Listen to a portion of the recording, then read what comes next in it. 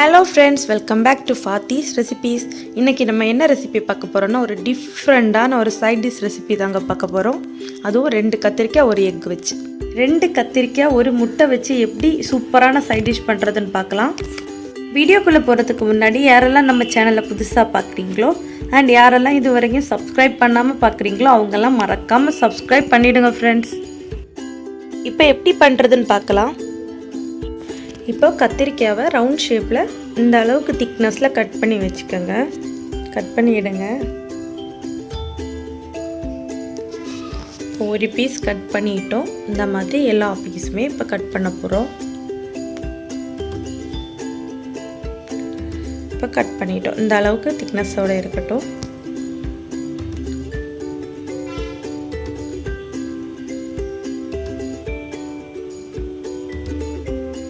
இப்படி எல்லா கத்திரிக்காயும் கட் பண்ணிவிடுங்க. கத்திரிக்காவை இந்த மாதிரி ஒரு ஷார்ப்பான ஒரு ஸ்பூன் வச்சு உள்ளாடி ரவுண்டாக கட் பண்ணி எடுத்துக்கோங்க.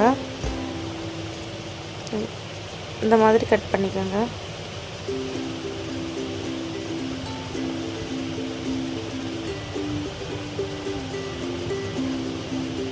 அப்புறம் நீங்கள் கையால் இந்த மாதிரி பேக்லேருந்து ப்ரெஸ் பண்ணிங்க அப்படின்னா தானாகவே அது இலகி வந்துடும்.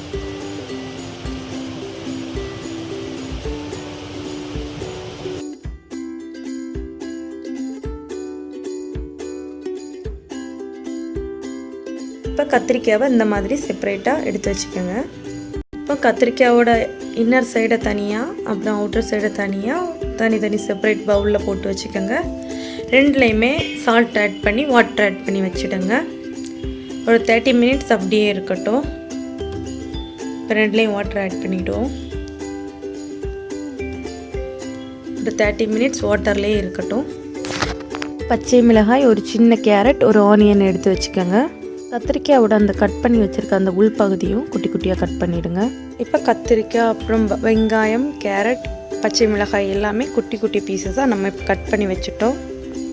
இப்போ ஒரு பவுலில் நம்ம எடுத்து வச்சுருக்கிற அந்த ஒரு முட்டையை உடச்சி விட்டுக்கோங்க. அது கூட தேவையான அளவு சால்ட் சேர்த்துக்கோங்க. அந்த வெஜிடபிள்ஸ் அப்புறம் இந்த எக் எல்லாத்துக்குமே சேர்த்து சால்ட் சேர்த்துக்கோங்க.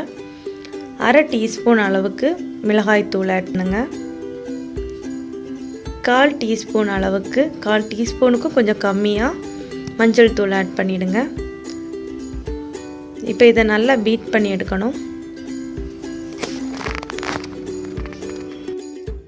எக்கை நல்லா பீட் பண்ணிக்கோங்க. இந்த மாதிரி நல்லா பீட் பண்ணுங்க. பீட் பண்ணதுக்கப்புறமா 1லேருந்து 2 டேபிள் ஸ்பூன் வரைக்கும் மல்லி இலைகள் ஆட் பண்ணி கொடுங்க. உங்களோட இஷ்டம், எவ்வளோ வேணாலும் ஆட் பண்ணிக்கலாம். மல்லி இலை ஆட் பண்ணுறதுனால டேஸ்ட்டு செம்ம டேஸ்ட்டாக இருக்கும். அதனால தான் ஆட் பண்ணுறோம். அதையும் நல்லா மிக்ஸ் பண்ணிவிடுங்க. மிக்ஸ் பண்ணதுக்கப்புறமா நம்ம ஏற்கனவே கட் பண்ணி வச்சுருக்கிற அந்த கத்திரிக்காய் பீசஸ், பச்சை மிளகாய், கேரட் எல்லாமே ஆட் பண்ணிவிடுங்க.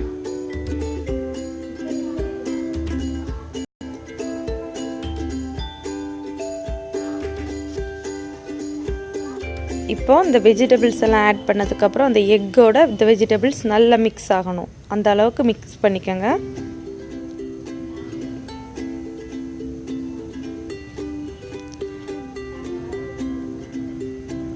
இப்போது 2 டேபிள் ஸ்பூன் அளவுக்கு அரிசி மாவு, சாதா அரிசி மாவு ஆட் பண்ணிவிடுங்க. 2.5 டேபிள் ஸ்பூன் அளவுக்கு ஆட் பண்ணிவிடுங்க. ஆட் பண்ணி அதையும் நல்லா மிக்ஸ் பண்ணிவிடுங்க.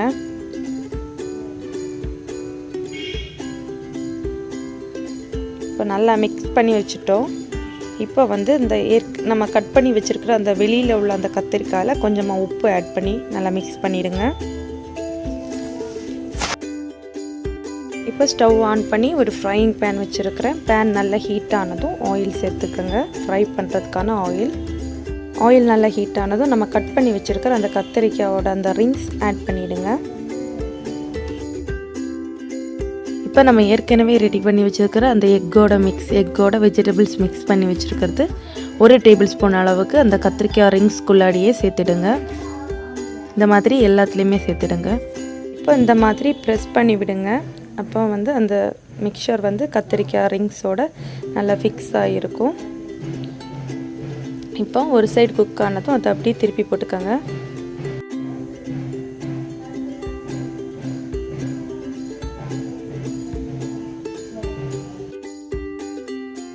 இப்போ எல்லா கத்திரிக்காயும் இந்த மாதிரி திருப்பி போட்டுக்கோங்க. ஒரு சைடு குக் ஆனதும் நெக்ஸ்ட்டு சைடு குக் ஆகிறதுக்காக திருப்பி போட்டுக்கோங்க.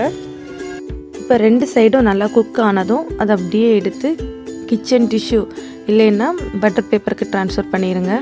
அப்போ எக்ஸஸாக இருக்கிற ஆயிலெல்லாம் அதை அப்சர்வ் பண்ணிடும்.